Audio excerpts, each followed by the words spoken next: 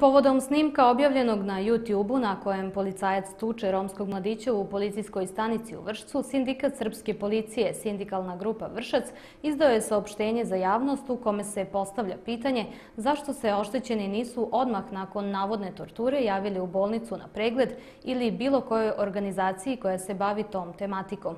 Za kolege koje mediji spominju možemo da kažemo da su izvrsni i sposobni policajci koji su uvek završavali sve bezbednosne zadatke u roku i maksimalno profesionalno, tako da ne možemo da poverujemo u tvrdnje koje navodi lice koje je, kako saznajemo, izvršilac krivičnih dela. Mi smo svesni svojih dužnosti i obaveza i nikada nismo pravili razliku između ljudi bez obzira na rasnu, nacionalnu, versku i svaku drugu različitost, već uvek postupali po zakonu i osuđujemo svaki vid nasilja nad građanima, navodi se u saopštenju.